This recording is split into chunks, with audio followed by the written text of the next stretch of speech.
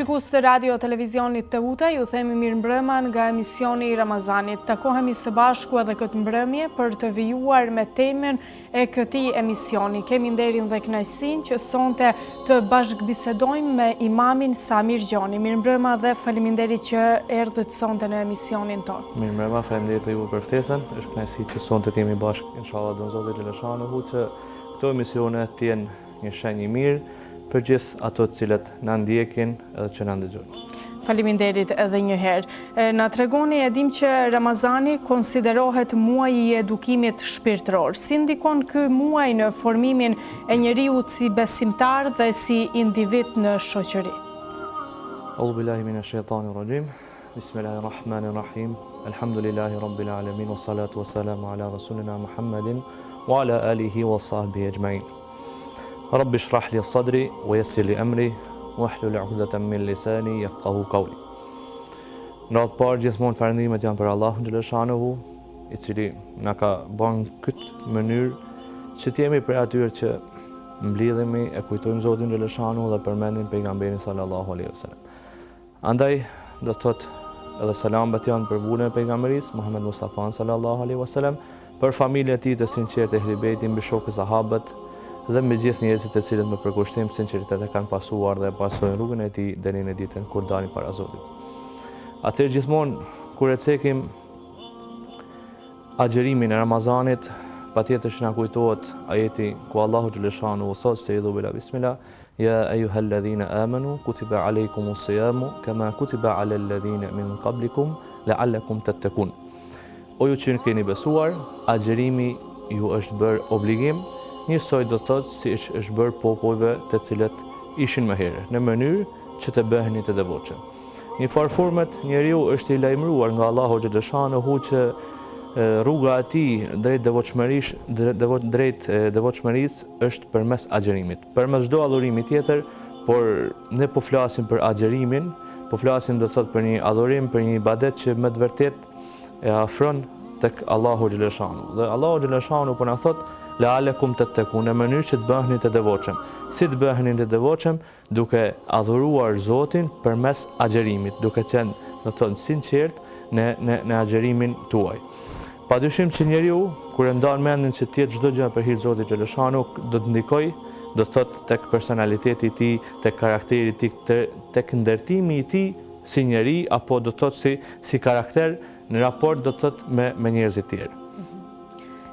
Cilat janë ndoshta edhe ato cilësi që e bëjnë një person jo vetëm besimtar të mirë, por edhe njeri të mirë në raport me të tjerët? Sa duhemi ne këtu në këtë muaj të madhërisëm siç është Ramazani edhe të punojmë me veten tonë që të dalim nga ky muaj me veti dhe cilësi të mira njerëzore?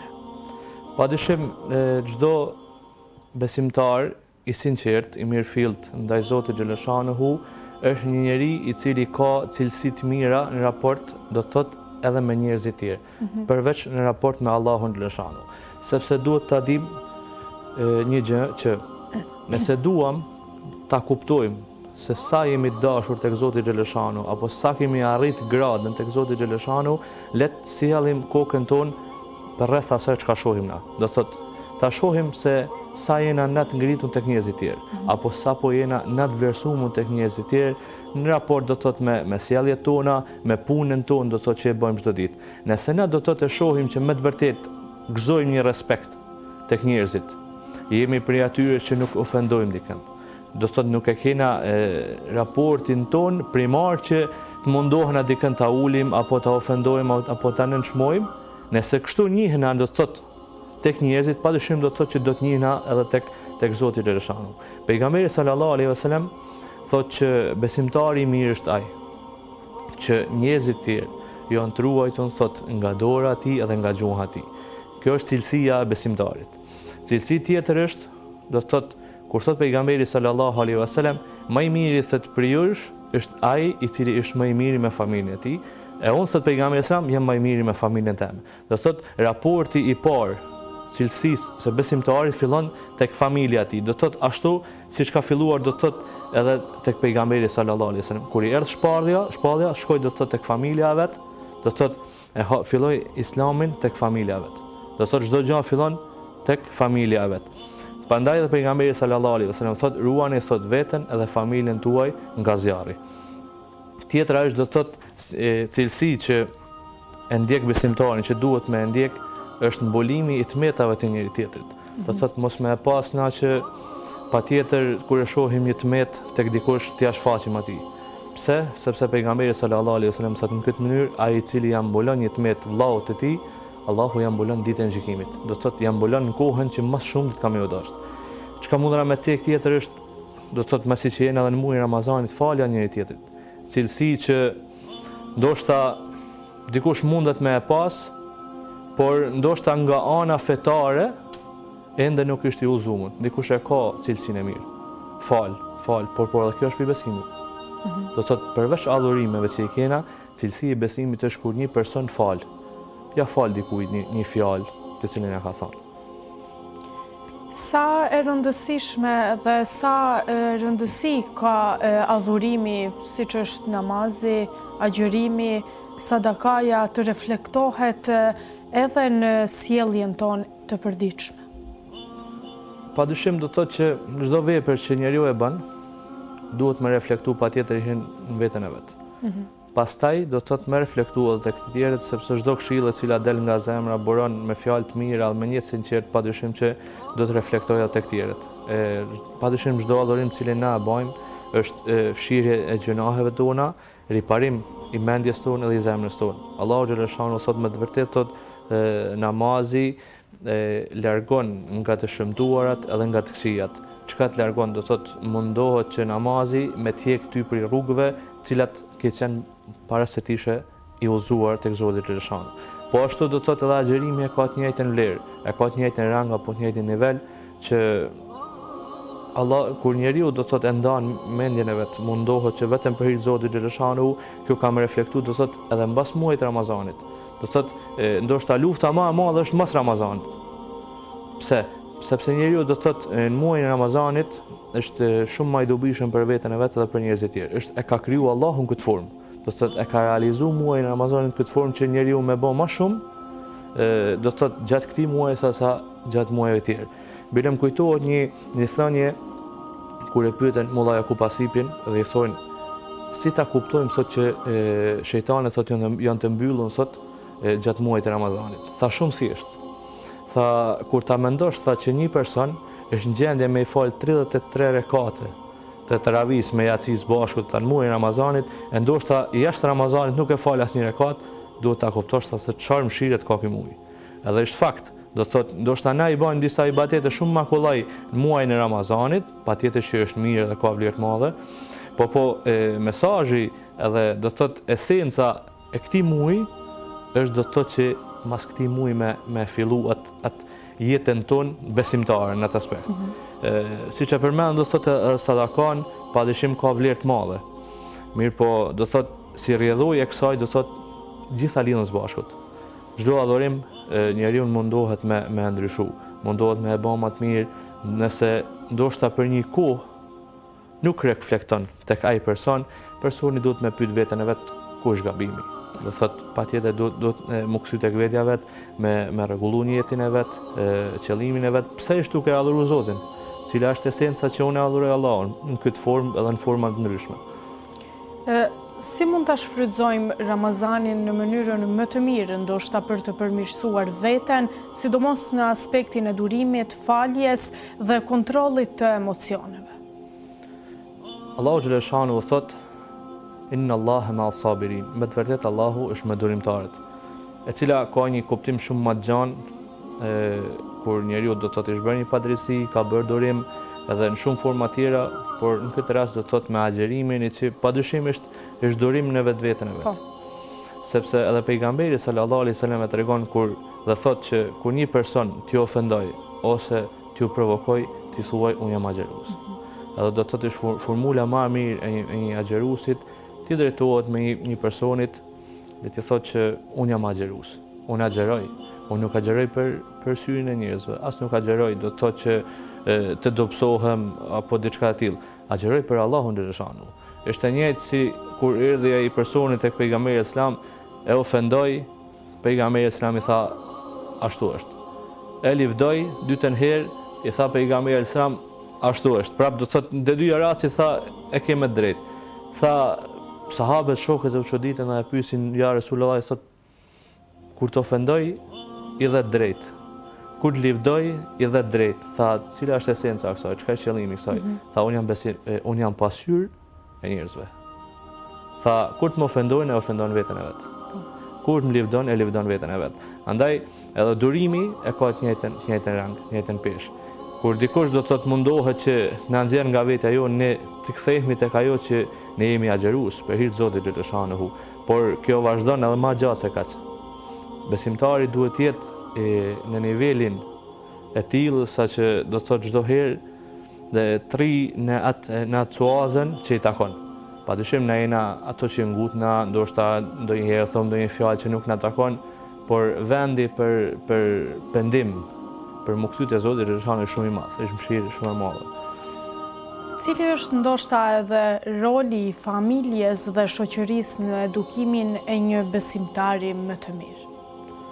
Mendoj që familja e ka rolin kyç sa i përket çdo njeriu.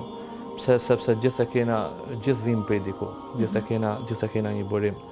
Andaj edhe Allahu xhaleshanehu tregon që dhe thotë që ne ju kemi krijuar nga një burrë dhe një grua, ju kemi krijuar në fise në mënyrë që ta njihni njëri tjetrin. Edhe padyshim që familja luan rolin shumë të madh për arsye që familja ta jep fen kur je në veçli. Familja tregon se çka është e drejta. Nëse kthehem do thotë po marr shembull veten time, do thotë nëse kthehem do thotë kur isha në fillore, familja ishte ajo që më drejtohet tek medresja. Do thotë e medresja për momentin është institucioni më i sigurt që një fëmijë do thotë më rrit në kuadrin e duhur. Padyshim do thotë që gjithmonë ka vend do thotë për përmirësime, por nëse duhet me kuptu në këtë formë familja është ajo që ta mundson do thotë me kuptu çdo gjë. Edhe ka rol kyç sa i përket fesë, por patjetër edhe gjatë jetës në vazhdim. Cili ndoshta çfarë do t'i thoje të rinjve që duan të jenë më afër fesë, por përballen me sfida dhe ndikime të kohës moderne? Si duhen ato të jenë më të mirë ndoshta në këtë aspekt? Mendoj që jena shumë adekuat për me dhënë mendimin për të ri, vetëm për faktin që jena të ri edhe na, edhe dinë se cilat janë problemet e kohës, cilat janë sfidat e kohës, edhe do të thotë sfidat që mundet një i ri me gjatë agjerimit, që patjetër nuk janë të pakta, janë të shumta, ndërto ndoshta është edhe rrjetet sociale, përdorimi i tyre, që sa do që është i mirë e ka do të thotë edhe të keqen e vet, varet se si njeriu i përdor ato. Një mesazh që mendoj që do të ishte i mirë për ato të cilën duan ta kuptojnë është që një i ri ta kuptoj se kush është Zoti. Me lexu me kuptu se kush është Zoti, me e njoft Zotin njëherë. Sepse pa e njoft Zotin nuk mundesh me u bind Zotit. Me e kuptu pse të ka kriju Zoti xhaleshanehu. Dhe thotë këto kanë me qenë përgjigje se cilës drejtimit tonë. Nuk ka të bëj vetëm fetarisht, ka të bëj do thotë edhe do thotë me raport me njerëzit tjerë, sepse na kena raport me Allahun, po kena raport me njerëzit. E që të dyja do thotë kanë vlerë shumë të madhe. Pse? Pejgamberi selam thotë kush nuk i falenderon njerëzit, do thotë nuk e falenderon Zotin. Na jep të kuptojmë që kush nuk ka raport mirë me njerëzit, nuk ka raport mirë me Zotin. Andaj i riu në kohën e sotme duhet mundohet që raportin ta njeh me Allahun xhaleshanehu. Në radhë të parë, pastaj do thotë me njoh Zotin, me u bind Zotit, edhe me kalu do thotë edhe në raportin me njerëzit, duke e marrë parasysh se çfarë thotë Zoti si sillesh me njerëzit. Sepse koha e pubertetit, koha e rinisë, është koha më delikate do thotë që mund të më përball njeriu, do thotë ngutjet e tepërta, fjalët e tepërta, mendimet që ndoshta nganjëherë nuk kanë logjik, edhe në fund do thotë më rrin te një përfundim që nuk kishte pas qef asnjëherë me mrit. Andaj unë mendoj që siç e ka transmetuar pejgamberi sa që prej në veçli kur ja jep fen, mendoj që feja do të më kenë krah shumë rinis. Elhamdulillah ka që do thotë vinë më shumë për kohën e namazit, është shtu do thotë xhamati, i shenjë shumë e mirë, inshallah kjo vazhdon edhe më gjatë, por patjetër me angazhimin e njëri tjetrit, me ndihmën e njëri tjetrit, do thotë na si pris fetar jena shumë të gatshëm, do thotë që gjithmonë me qëndru krah rinisë, jo vetëm rinisë, por masi që po flasim për rini, edhe vetë jena tri, e dina se cilat janë, do thotë sprovat, mendoj që duhet t'jena afër njëri tjetrit me këshilla, me fjalë, nuk ka të bëjë do thotë t'jetë çdo gjë zyrtare. Themi për shembull që po mbajmë një mbledhje për rini, jo, mundana më bë do thotë 2-3 vet, 5 vet, mi bë pyetje imamit, do thotë në këtë rast mu ose dikuj tjetër, pa marrë parasysh kolegëve të mi që padyshim janë gjithë përgatitur me u përgjigj. Edhe mendoj që ky është mesazhi që me u afru sa më shumë me njëri tjetrin, me marrë informacione për njëri tjetrin, edhe do të thotë me u mundu që zbashkut me ecë përpara. Keni pasur ndoshta raste ju si imam nga brezi i ri dhe rinia që janë të interesuar për t'ju vënë ndoshta edhe pyetje të ndryshme sa i përket edhe fesë islame edhe që duan të sillen në rrugë të mbarë dhe të mirë sa i përket kësaj pjesë? Patjetër që po, edhe gjithmonë kur marr pyetje e ndi veten shumë mirë për faktin do thotë që don me ndigju mendimin tem, ishte interesuar, edhe nëse nuk e marr mendimin tënd, paktën ishte interesuar për atë çka ishte pyet. Se më rëndësi do thotë ka Islami, se sa do thotë ka na që e predikojmë atë. Islami është i parë, pastaj vim na të cilën na predikojmë, sepse na jena të gabushëm, edhe na mundena me bëj gjëna, mundena me bëj gabime, por do thotë kur dikush të pyet, duhet ta dim do thotë që është të drejtuar me besim. Po. Është të drejtuar, do më marr mendimin tan. Andaj edhe unë mundohem që përveç që sepse unë mendoj kështu, një hoxh nuk duhet të jetë hoxh vetëm në xhami. Duhet ta paraqes veten e vet në çdo gjë. Qoftë ajo sjellje me tjerë, qoftë ajo një sport, qoftë ajo do të thotë një vend do të thotë shumë më të ndryshëm. Por duhet me kenë hoxh në çdo aspekt. Do të thotë kudo që ti je hoxh, edhe pyetjet do të thotë kanë me të ardhur.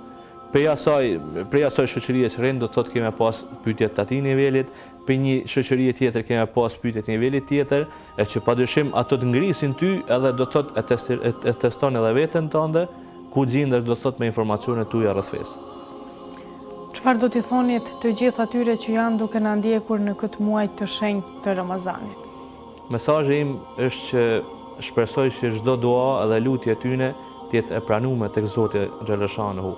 Agjerimi i tyne të jetë sa më i lehtë, e inshallah don Zoti që ky agjerim të bëhet shkak që kur dalin ditën e gjykimit të jemi për njerëzve që Zoti thotë urna hyn xhenetin që ta kanë premtuar në derën Rejan që është e krijuar vetëm për agjeruesit. Inshallah don Zoti që raportet mes njëri tjetrit që i kena të përmirësohen më shumë, dashnia për njëri tjetrin, e vlerësimi, sinqeriteti për njëri tjetrin, gjitha këto gjëra kena me gjetë një ditë.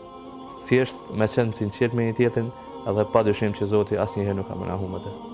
Shpresojmë shumë. Faleminderit edhe një herë që ishit pjesë e emisionit të Ramazanit. Faleminderit për të gjitha këto këshilla dhe këtë bashkëbisedim tash në prag të iftarit. Shpresoj që të gjithë shikuesit e radio televizionit Teuta të na kenë ndjekur me vëmendje, sepse ishte një bisedë, mund të them, mjaft e frytshme. Faleminderit edhe një herë. Faleminderit edhe juve. Shikues të radio televizionit Teuta, ne erdhëm edhe drejt përfundimit të këtij emisioni për mbrëmjen e sotme. Dal nga dal, po ofrohet edhe koha për iftar. Unë ju falenderoj që ishit pjesë e jona dhe ju bëft mirë iftari. Natën e mirë.